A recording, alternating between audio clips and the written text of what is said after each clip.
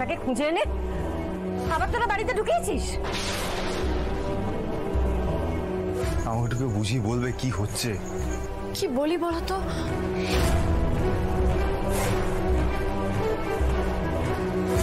রোহিণী,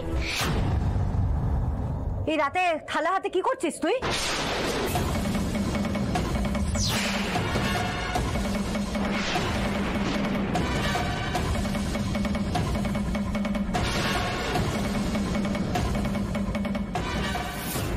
এই গুন্ডাটাকে তুই এখন বসে বসে খাওয়াবি ভাবছিলি?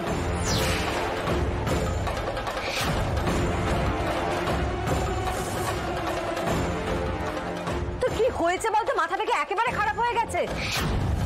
আরে বাবা, একটু আগেও প্রিয়াকে প্রায় মেরেই ফেলছিল। তুই কেন বুঝতে পারছিস না বলতো?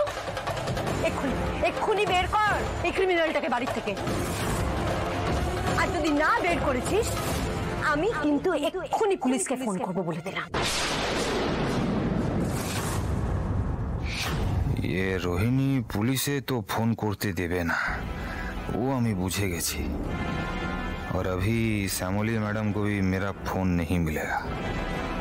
बहुत जोड़ बच गया रे बाबा। মামনি দাঁড়াও না, ব্যাপারটা একটু বুঝতে দাও, একটু দাঁড়াও। এটা বোঝার কি আছে অনি? খুব সহজ ব্যাপারটা। এই রাত বিরেতে রোহিণী আর শ্যামলী মিলে এই গুন্ডাটাকে খুঁজতে বেরিয়েছিল, খুঁজে তাকে আবার বাড়িতে নিয়ে চলে এসেছে। মা, যেটা জানো না সেটা নিয়ে কথা বলো না।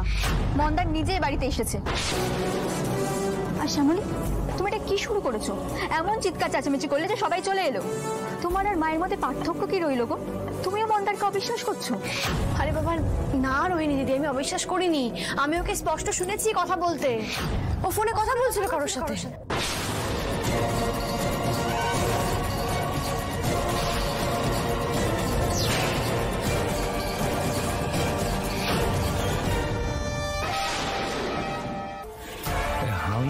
এই দাঁড়াও, শ্যামলী কি বলছিল? কি কথা বলছিল আমি সেটা স্পষ্ট শুনতে পাইনি, কিন্তু ফোনে কথা বলছিল। আমার মনে হলো ফোনে কথা বলছিল। বেশ, ফোনটা কোথায়? সেটাই তো খুঁজছি। পেয়েছো ফোন? না।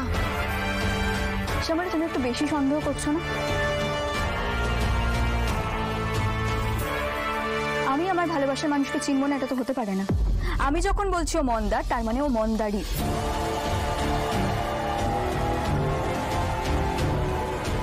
আর আজ থেকে ওই বাড়িতেই থাকবে। আমি ওর স্মৃতি ফেরাবো। আর তোমরা যদি মনে করো যে মন্দারকে এই বাড়ি থেকে বার করে দেবে, তাহলে আমি ওর সঙ্গে চলে যাবো।